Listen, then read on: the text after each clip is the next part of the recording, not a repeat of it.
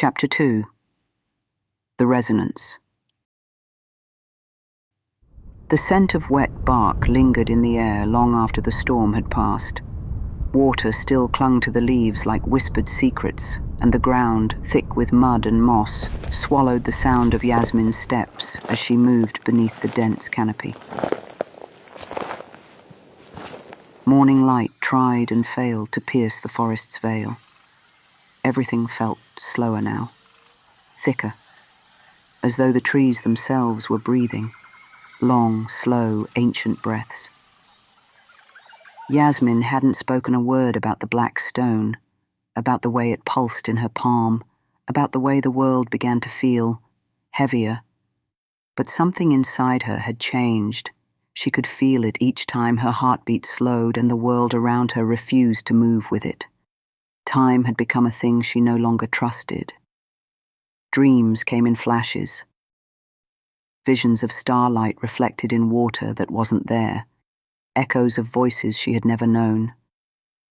And sometimes, when she closed her eyes too long, she'd hear it, that inhaling breath, the forest that listened.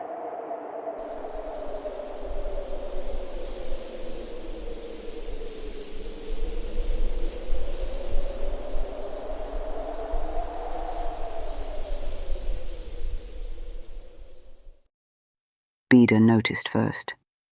She watched her daughter move with a stillness that made no sense, too calm, too watchful.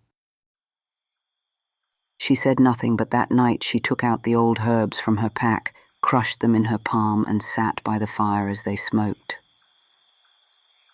Her eyes stayed open long after the flames died. Across from her, henna carved notches into the shaft of a spear. Each mark aligned with a constellation only he remembered. The girl's spirit's been stirred. Beda didn't answer. She simply nodded and pressed the herbs tighter. Leia kept close to her sister's side. Something inside her had stirred too, though she didn't know why. Her dreams were no longer her own. Sometimes she'd wake weeping without understanding, fingers clutching at the furs as if something had been ripped away. Other nights, she'd hear Yasmin's breath stop for too long in the dark, only to return with a gasp and a tremble. She didn't ask. She knew better than to ask. Instead, she followed. Into the deeper trees, beyond the places Beda warned them not to tread. To a clearing where the air turned cold without reason and stones wept water without rain. There, Yasmin would stand still as death, staring at nothing. Leia would stay a few paces behind, her hand resting lightly on the wolf's back. The wolf said nothing, but his ears twitched. His gaze never left Yasmin. That evening, a sound returned to the forest. Not wind, not bird. A resonance like a string drawn tight across the spine of the world. It hummed low, then fell silent. Only those awakened heard it. Beda's hands froze above the fire. Henna stopped mid-sentence as he told a tale to Jane's children, his mouth closing without a sound. The wolf lifted its head and growled once, softly, but not at anything seen.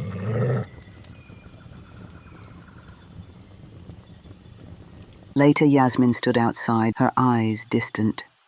Beda's heart sank. Night fell quickly, too quickly.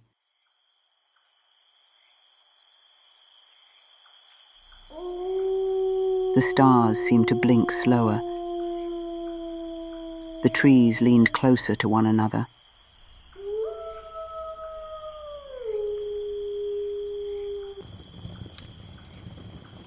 Leia curled beside the wolf, staring at the fire.